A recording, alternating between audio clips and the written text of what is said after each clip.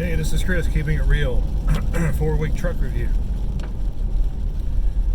Got a Ford F150 2017 with about 28,000 miles on it.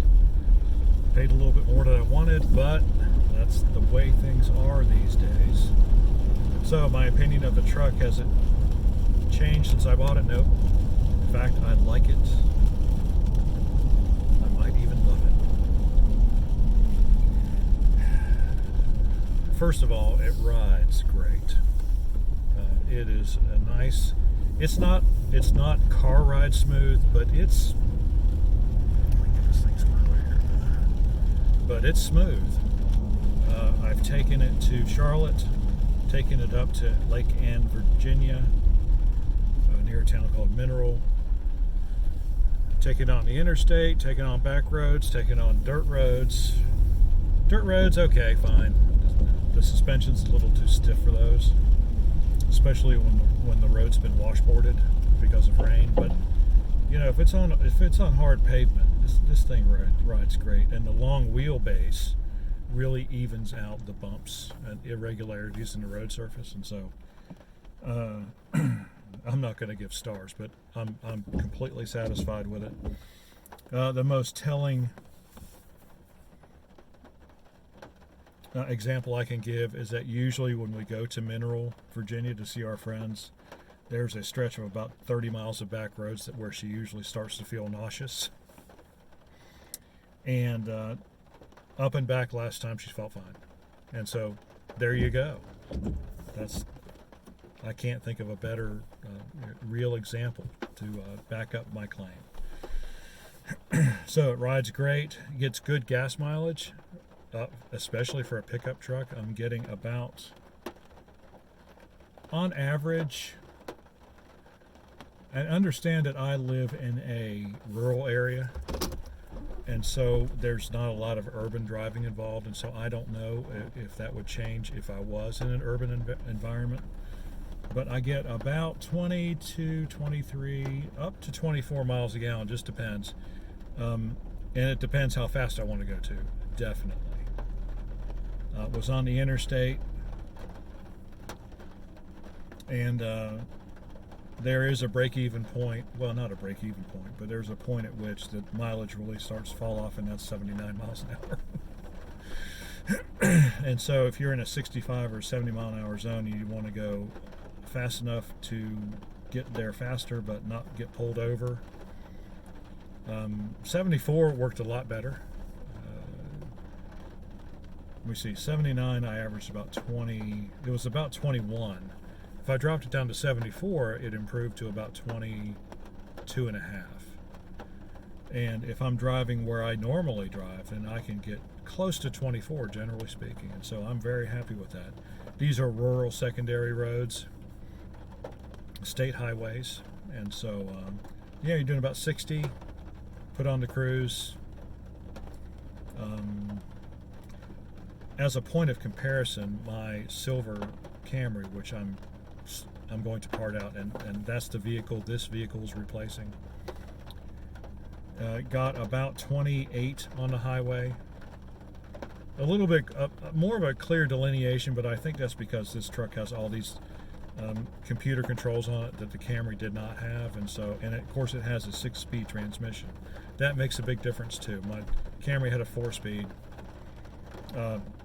One thing I did notice the other day is that if, as I was cruising at 79 miles an hour, the engine was revving at just over 2,000.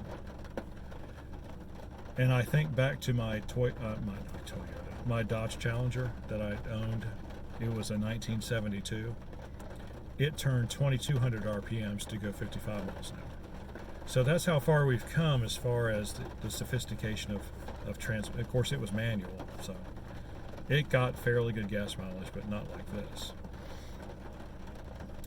It just goes to show you the sophistication of it. And so the newer trucks have even 10-speed transmissions, and so you can the point is that you can tune an engine to run at maximum efficiency within a relatively narrow RPM band.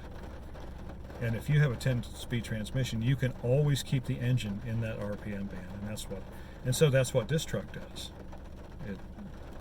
The computer does that. With a 10-speed, I imagine I would get another 1 or 2 miles a gallon, but I don't. But I'm fine. I love the color. It's dark blue. Not that that has anything to do with anything. That's just what I like, okay? This is a review, okay, people? So it rides nice. It gets good gas mileage. And by my goodness, it has gobs of power. It's good. It's a 3.5 liter EcoBoost with twin turbos. And when I need the power is absolutely there. There's just no...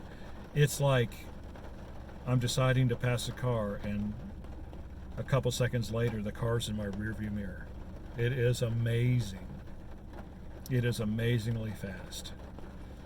Now, I've not run it up to like 120 or 130 miles an hour, so I don't know about all that, but still, you know, you get behind people, right? And they're going like 45 and a 55, and it really kind of irritates you, and then all of a sudden you get a little space to pass, and it's like, okay, well, let's go. Psh, done. Love it. Love the power.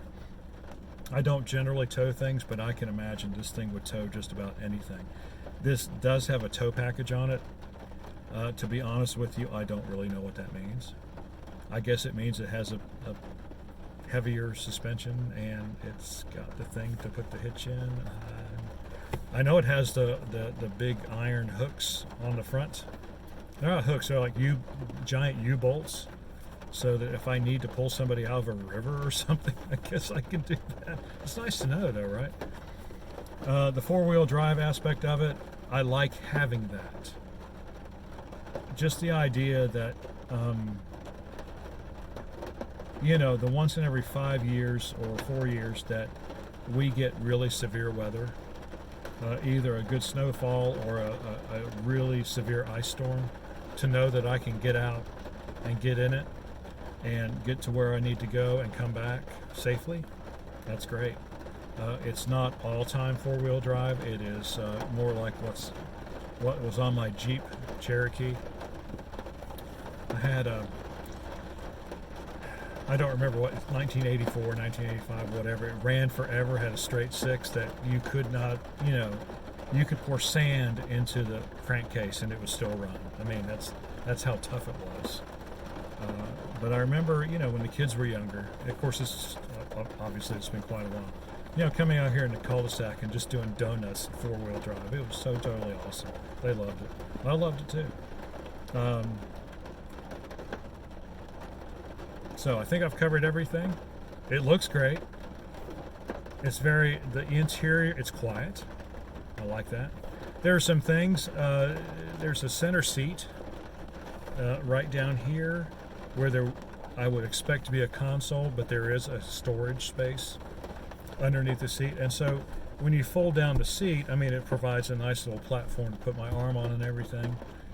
And that's fine, except it tends to obstruct my reach to the environmental controls. I think that's what they call it these days. And of course the USB port, and I still need to hook up my phone to the Bluetooth. I haven't done that yet. I don't know what it does. I mean, I kind of know what it does. I'm a computer guy, but yeah, whatever. Yeah, I love it.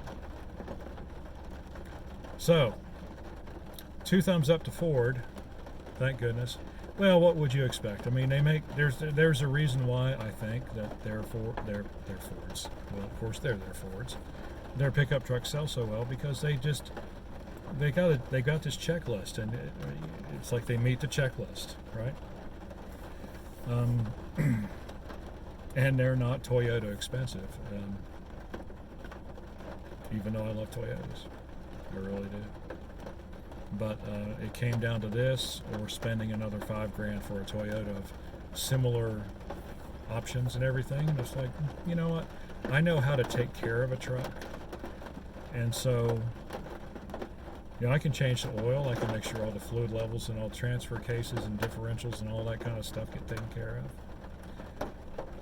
And so to me, and I've got a 4-year unlimited warranty, bumper to bumper, to fix things if they go wrong. Yeah. I had to buy that. Truth in advertising. Is that truth? I don't know. Anyway, I really, really like the truck. And if somebody asked me, would you buy like a 2017 to whatever this body style, whatever the age of this, the span of this body style was, I'd say, yeah, you ought to. It's worth it. All right, that's enough. Rambled on long enough. I always do that on these videos. I'm sorry. Probably why we don't have more subscribers. Anyway, we will see you on the next reviewable video.